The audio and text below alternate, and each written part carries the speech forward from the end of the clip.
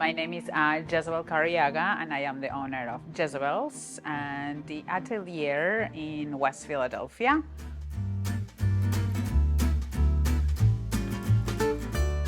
We are a lot more than your traditional bakery restaurant. No, I don't think the restaurateur title fits me.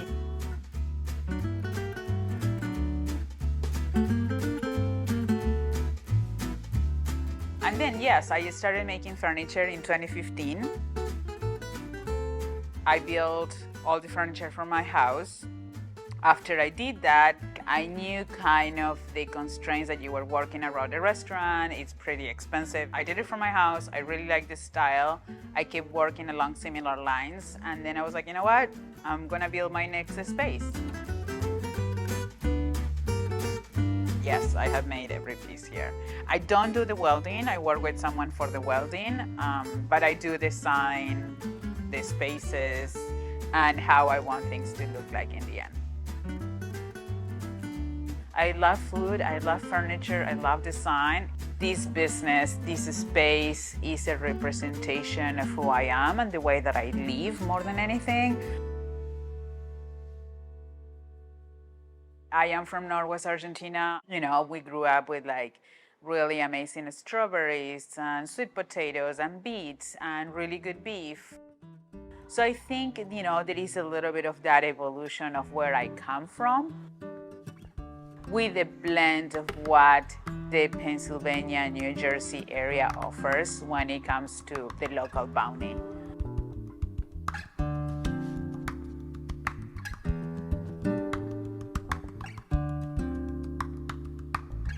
Well, I mean, I think I'm inspired by, you know, most of the amazing humans that I have growing up around me. I mean, I'm the oldest of four.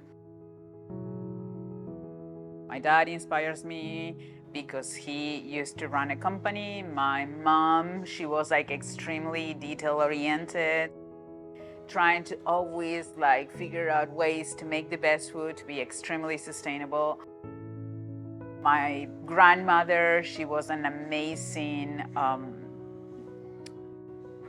homemaker, I'm going to say, but also outside of her home. You know, I grew up like, she was my caretaker when my parents were at work since I was 6 months old until I went to kindergarten. So, you know, I will walk the neighborhood where we lived, and when my grandma would go like grocery shopping, I walk those streets with her since I'm a kid, since I'm a baby, you know, and she just will like carry me all over the place, and that's what I did. And, you know, I remember the relationships she used to have with community and, you know, with the neighborhood at large. She was always smiling, super kind, very humble, from very humble beginnings, yet still her smile was always will lighten up the room. So I do have those human beings that they are extremely influential on my life. I don't know if that answers your question, like of where do I come from and how I'm connected to food. I do have images on my head of me just grabbing a chair, pulling it up next to the sink and doing dishes, and I was like 6. Or I used to play like I had a little produce stand on my parents' garage, and I would like grab leaves and stones, and I would have this little bag that hung to the side that I was just like, I was a merchant at 6, which, you know, translated 30 years later, there is not much of a difference. I don't have a moment on my head that I says like, I want to be a cook, but I am very connected to the childhood that I have.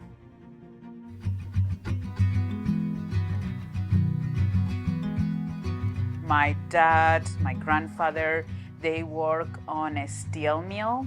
That was like the main employment in the town where I grew up.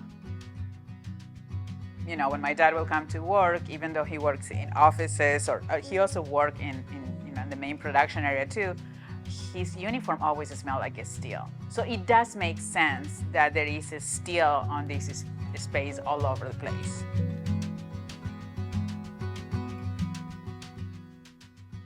I saw my parents building the house from the ground up, the house where I grew up.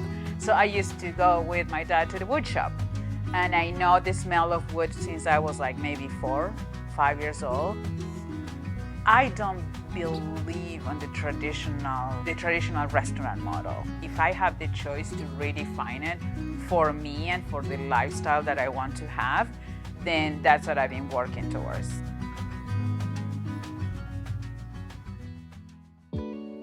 Philadelphia has a provincial, a small town feeling, you know. It definitely has that familiarity of the town where I grew up, Palpala.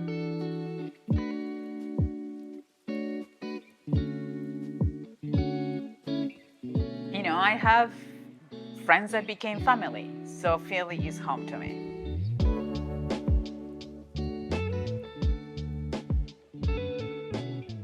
If you want to do something that is going to be meaningful, that is going to have an impact in the community, you have to be authentic.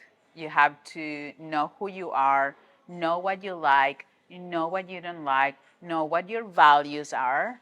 That doesn't happen at 20. It's just happening to me. It's really coming through for me in my late 30s. So take the time to have a learning mindset, to look around and appreciate what you have right in front of you. Because like the moment when I started doing those things, everything really came together the way that it's supposed to be together. So there is no overnight success. And one thing that I learned, not just for business, but I think this is something that I'm always really listening when people talk, is what you say and what you do, it has to be the same story. Because if what you say and what you do is different, there is a disconnect. So don't worry about what you're saying, worry about what you're doing. And be that person day in and day out.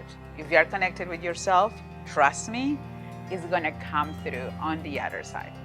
Not overnight, but it's gonna come through on the other side. Awesome. Good.